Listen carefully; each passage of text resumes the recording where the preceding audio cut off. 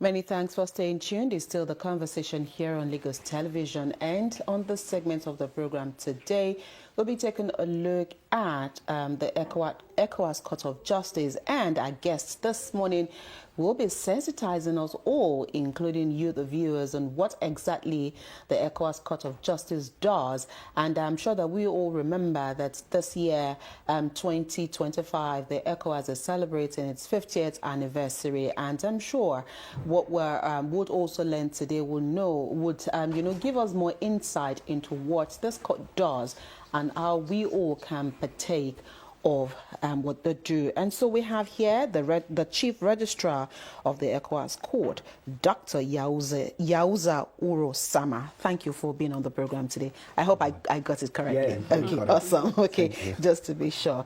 Right, so let's take a look at the Ecowas Court of Justice. What exactly is this court all about? The Ecowas Court of Justice is, good morning everybody, good morning to the viewers. Thank you, sir. The Ecowas Court of Justice is the principal legal arm of the Ecowas as a community.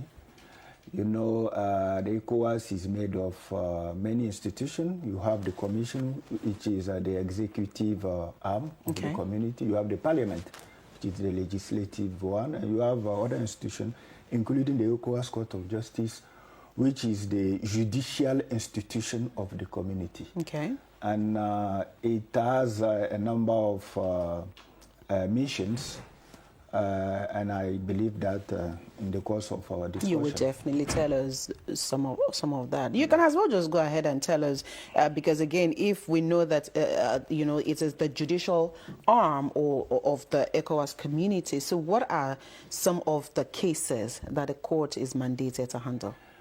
The court, through its protocol of 1991, had initially a mandate of interpretation of the community legal text, interpretation and application of the community text, but also giving advisory opinion on whatever either the member states or the head of institution request for.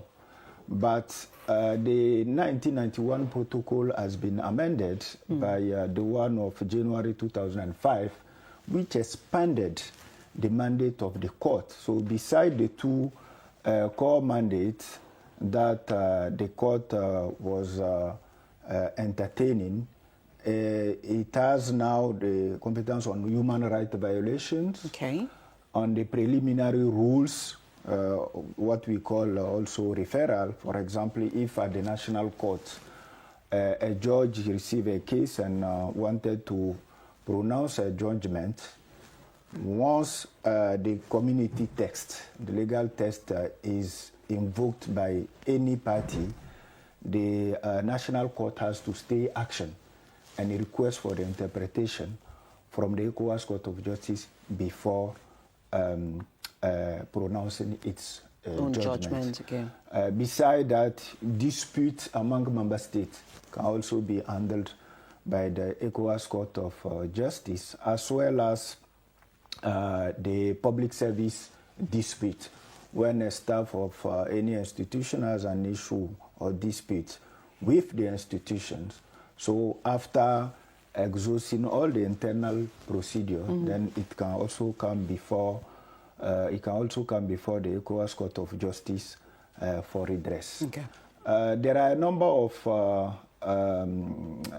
competencies that the court handle, but more or less those are most of the competencies that the court has been entertaining so far since its inception. Okay, let's talk about the rule of law and access to justice. We all know that is a major problem on the continent of Africa. So what is the ECOWAS Court of Justice doing to ensure that citizens of ECOWAS have access to justice and, of course, speedy one at that? Okay. First of all, the Protocol of 1991 that I was referring to earlier give competence, jurisdiction to the court to handle any interpretation issues, any application of the community text. And the one of 2005, which is an expanding protocol, come and expands the area of jurisdiction of the court. And regarding the violation of human rights, for example, the protocol has recognized to individuals the possibility to come before the court and seek for redress whenever they have their human rights violated. Before 2005, that did not exist. Is from 2005 that individuals are also entitled to come to the court for violation of their human rights. Besides that, the premises of the court at Abuja, the premises are open to any citizen who either want to seek for information or want to lodge an applications, either citizen, lawyers, and agents. They can come to the court and do whatever they do. And adding to that, there is also an innovative process that the court started, which is the electronic case management system, where citizens can at any time from anywhere, even including their offices, wherever, lodge applications virtually before the court, attend to the hearing of the proceeding before the court from their offices virtually, and also receive judgment virtually. So from A to Z, citizens can stay in their office or even in their houses and be interacting with the court from the lodgement of the application to the reception of the judgment. Free of charge? Free of charge. Oh, free? Free. Wow. Free of charge. I like that you completely free of charge. Completely free of charge. Because I was going to ask you, what are the procedures for an individual, to have access to this court? Yes. And you said something that if a case has been held at the national court, it can also be brought to the ECOWAS. Yeah, on some conditions. On some conditions. So I'd like you to expatiate on that. Yes, the court has several times declared that it is not an appellate court of the national court. The court is complementary to the national court, and once a case is pending before a national court, there are conditions for the ECOWAS Court of Justice to intervening in this kind of matter. First of all, before your application will be admissible before the ECOWAS Court of Justice, it has to not be anonymous. So you have to give your name, your address, and everything, all means of identification right. That can really identify you as a person. That is one. Secondly, the case should not be pending before any international courts. So those are the two conditions that the protocol of 2005 provided for. And then there is a jurisprudential condition which has to do with the fact that you have to be a victim of the violation of human rights. So if the three conditions are met, then you are admissible to come before the Court of Justice. Now, your question is, if a matter is pending before a national court, can the Court of Justice, ECOWAS Court of Justice, address the case? The question is, In principle, no, because the condition that is required there is your matter should not be pending before any international court. National courts not being international court, so the court can still entertain your matter. But like I earlier said, the court is not an appellate court of the national courts. So, but before the court will handle these kind of issues, you have to prove that you have not enjoyed a fair hearing at the national courts, or the proceeding were not in compliance with the international instrument on human rights. So those are conditions on which the court can entertain your matter, even though it is pending before a national court. For a national court. Okay, so at the moment you are in Lagos for a sensitization. So what is the sensitization all about, and why did you decide to choose Lagos? As you may know, the protocol of 1991, especially Article 26, Paragraph 2, said that the court has its headquarters in Abuja, and that is where it sits and pronounces its judgment. However, in order to bring the court closer to the citizens, the court may, under certain circumstances, move to any member states to have court sessions, hear parties, and pronounce judgment. Coming to Lagos is not the first time the court goes outside its headquarters. The court did it. The court was in Accra, it was in Bamako, in Mali, it was in Ouagadougou in Burkina Faso, it was in Abidjan in Côte d'Ivoire, it was also in Ibadan in Nigeria some years back. So within that framework, the court decided to come to Lagos, also because Lagos is, in terms of size, a very, very big state, and we think that the audience will be larger in terms of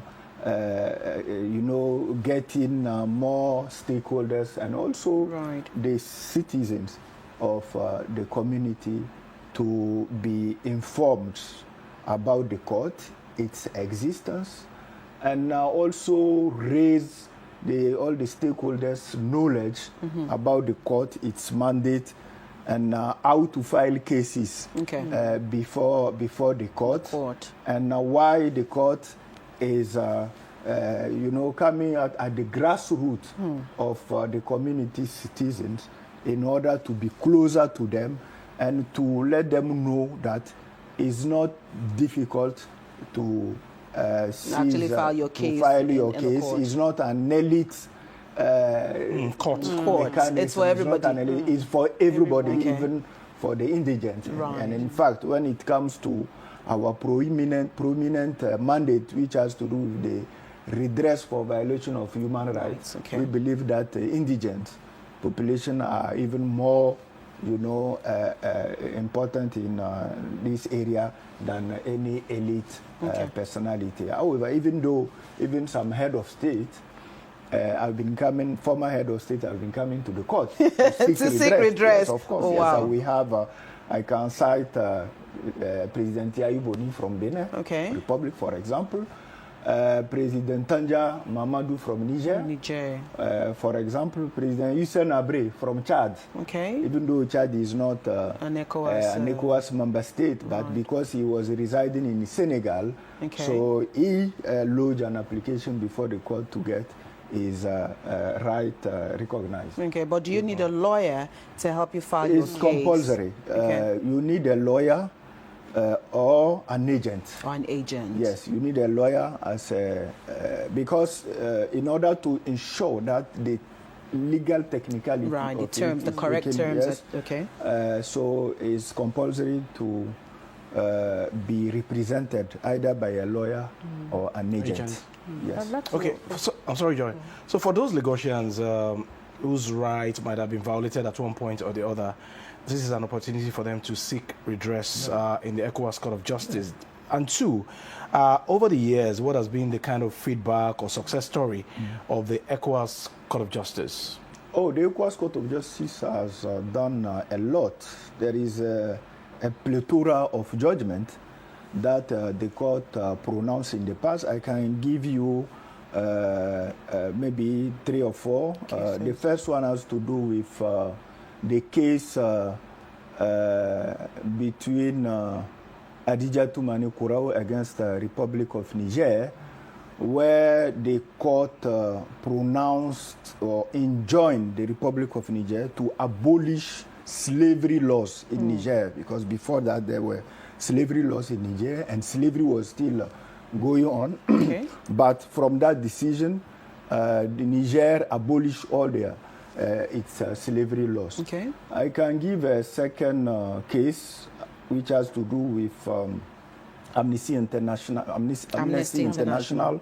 against Togolese Republic, where Amnesty lodged their case to recognize the violation of the right to internet of the citizens. So the court pronounced a judgment that saying that the right to internet is a derivative right to the right of freedom of expression. And it was recognized worldwide, and on that case, the court even received a prize from the Columbia Global Freedom of Expression of Columbia University in the US in 2022. I can also give another case which has to do with right to education. That is between SERAP and Federal Republic of Nigeria and UBEC, where the court recognized that right to education is a justiciable right, and everybody should enjoy it. And then maybe a last one, which has to do with the case between El Taib against the Republic of Sierra Leone, where the court recalled to member states that they must ensure that they protect the human right of their citizen. Failure to do that does not give choice to the ECOWAS Court of Justice than holding them answerable to wrongs, to the wrongs. So those are, I can go on and on because there are so many, but I believe that since our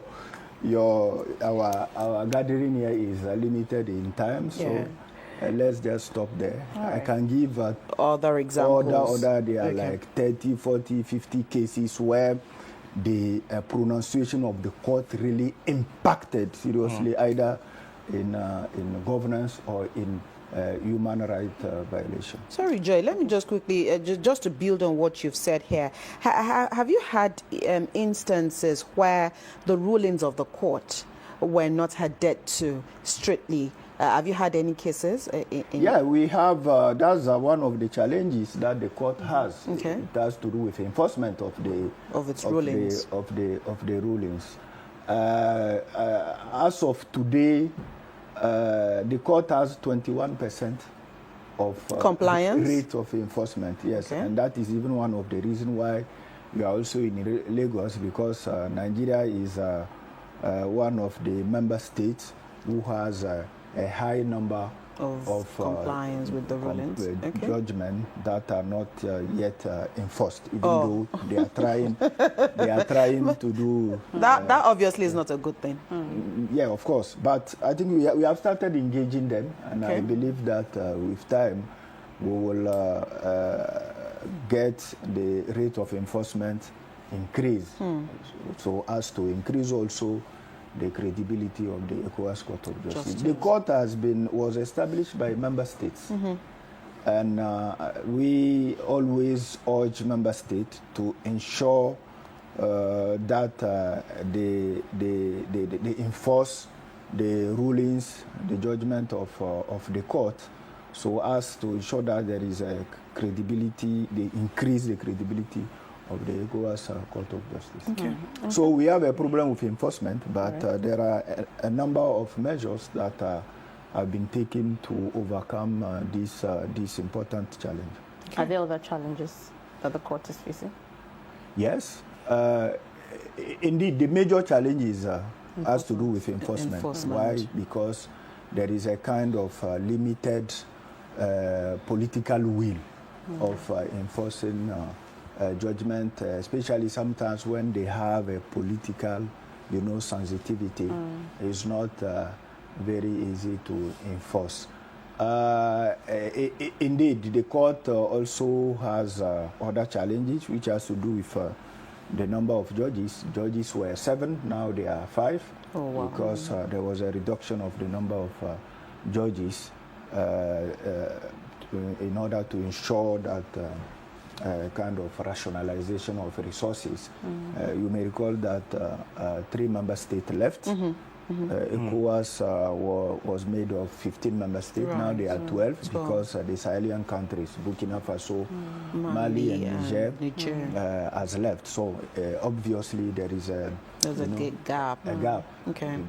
Limitation of resources, and then so we have. So resources are one of the challenges that we also need to do, and another challenge has to do with limitation of awareness, because as a court, you can't just take the floor and be talking anyhow. And we notice that there is a serious gap when it comes to awareness. That is why we are in Lagos here, because most of the community citizens don't know about the court. Yeah. Most of them think that is an elite court. Most of them, they don't know the mandates, the jurisdictions, and the practices of the court. So that is why we are coming closer to them to inform them about the court, to raise their awareness, increase their knowledge about the court and how to file cases, etc. Right. So, since you've shared some of the notable cases, that the court has handled, and you did say that at the moment you're also leveraging on technology, meaning that from wherever you are, you can actually access the court. Is that the only way technology is helping, access to the court, or are there other ways that the court is leveraging on technology? The court is leveraging on technology, like I said, on the electronic case management system, where from A to Z you can be interacting with the court, load your application virtually, attend a court session virtually, receiving your judgment virtually. Okay. And whenever you want to file either the initial application or further application, so you can also do it virtually. But beside that, we have other projects that we are handling. For example, we want to set up a legal aid mechanism where indigent populations, if they want to come to court, because they don't have means, they can also have a lawyer, and then a fund will pay for the lawyer to enable them also to be interacting with the court. We are also trying to put in place an arbitration tribunal where people, because they don't want to go through the contentious process, they can also come through arbitral tribunal. And that one also, if it is established, then it will be operating also virtually, as we are taking advantage of all the advantages that the technology is able to give us. Okay, so aside from all these reforms and the strategy targeted towards ensuring that citizens of ECOWAS country have access to justice, what is the ECOWAS Court of Justice also doing to ensure that we have regional and, of course, continental peace in Africa? As you know, Ecowas Court of Justice is a court, and it is not an executive institution. It's not a political institution. It's render judgment. It's a judicial institution. It cannot go beyond that, go and be discussing with member states on political issues or to engage or do advocacy for political things. However, if the peace is disrupted, if the member state does not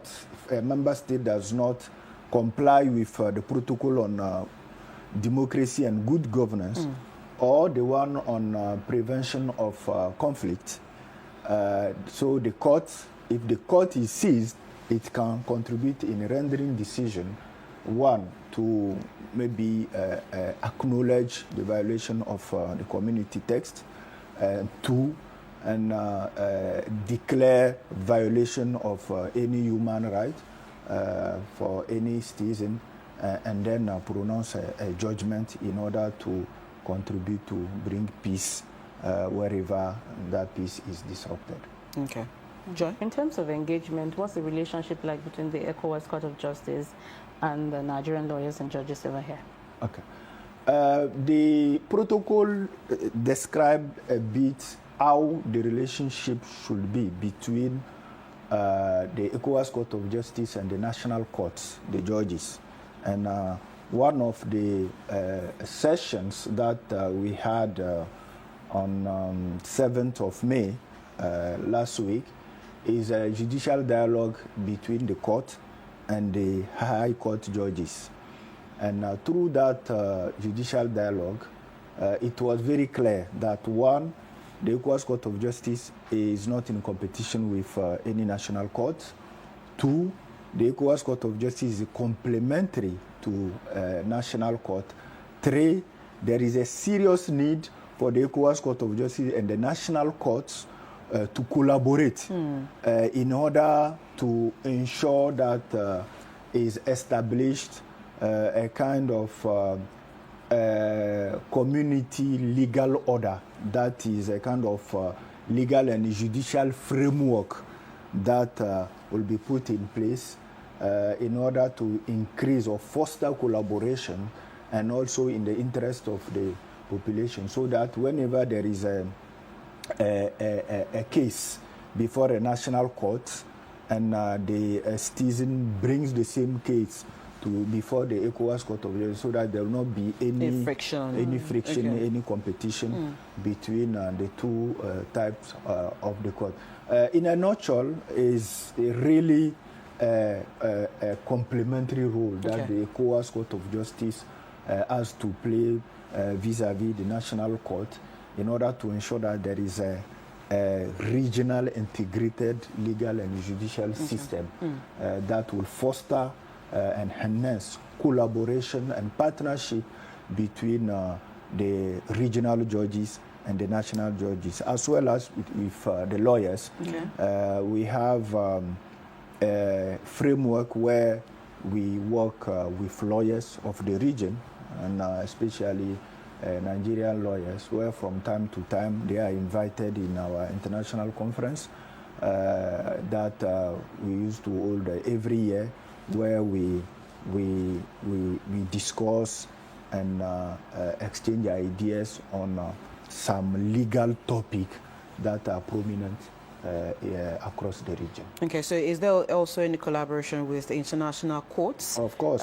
Like the ICC? Of course. Right. We have collaboration with the African Court for Human Rights and People, for example, with the Inter-American Court, with UMUA, where from time to time we meet and engage in judicial dialogue to agree on some areas, to share experience, exchange on our respective jurisprudence, and come up with some recommendation that we follow up and ensure that they are implemented. So that also helps, for example, the African Court for Human Rights to, while in the pronunciation of their judgment, sometimes they quote ECOWAS Court jurisprudence to support their own decision, and vice versa.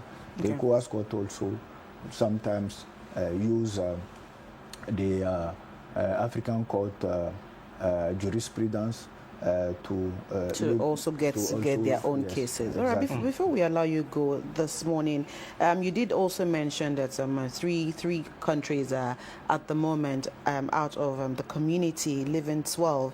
So what role does the court play, or what role do you see the court playing in the future of regional integration and peace in West Africa? The role of the court is to render judgment. That's the bottom line. And beside that, what the court can do is during its activities, extrajudicial activities like the international conference, like during sensitization or outreach programs, is to call for peace, to call for compliance with the community text, to call for enforcement of its judgment. The court has render a huge number of decisions since its inception, and I believe that leveraging on those judgments will clearly help to sustain peace, to ensure that we have a good governance across the region, and also comply with the relevant protocols that have to do with democracy and good governance, as well as the conflict prevention mechanisms. Right. All right. Do you have any questions? How long is your stay going to be in Lagos? We are in Lagos till 16th of May. We started our program with 3 days of sensitization from 5th to 7th of May. And from 8th, last Thursday, to 16th of May, we are having an external court sessions. We did Thursday and Friday, where we were able to adjudicate on 11 cases. The first day, after the opening ceremony, the court had 4 cases. On Friday, we have 7 cases. So throughout, from Monday to Friday, there will be an average of 7 to 8 cases per day, and on 16th of May we will round up, and it was really productive because lawyers, they came physically, because those who usually attend the court hearing virtually, they came. Lagos lawyers, Nigerian lawyers, even outside, people came from Senegal, from Togolese Republic, and they came to adumbrate on their cases. And it's at the end of the session on Friday, we will be able to adjudicate on 52 cases within 7 days, which is unprecedented move that the court is trying to take, and it will really try to, reduce significantly the docket of cases of the Ecowas Court of Justice. And these cases are completely free. Yeah. They are free. They are free. The Ecowas Court of Justice is 100% free. Okay, so but that means that the court is funded by the community. The court is funded by the community. Even, the court has 3 official languages like the whole Ecowas: French, English, Portuguese. And any case that you are bringing before the court, it has to be translated. Okay. So even the translation is free. The court is funding for the translation. So you can see that the court is really available for everybody. For everybody, including the indigent. And I'm sure that you're ready for more influx of cases now that you're sensitizing. That's true. That's true. And I want to take this opportunity to invite all the Lagosians, the good people of Lagos, that whoever feel that is victim of violation of his human right, the court is available. The case is open. Yes. And your case will be taken. All right. Thank you so much, Dr. Yahuza Urasama, for finding time to be with us on the program today. We appreciate your thoughts. Thank you very much. Thank you. Of course, we've been speaking with our guest who's been sensitizing us on the ECOWAS Court of Justice and how Lagos residents can also take full advantage of all that the court has to offer. And like Joy stressed it so many times during this interview, it is FOC. Free of charge. All right. If you need to also get more clarification, I'm sure you can reach out to us here. We'll guide you how to go forward on this. All right, we'll take a break. When the conversation returns, Joy and I, minus Jibola, Joy and I will be here. So we took this interview on Friday, and of course, because we could not go live during that session because of the transmission of the press briefing. So Joy and I had this next conversation on Friday. I'll be playing back to you. We'll see you again after that interview.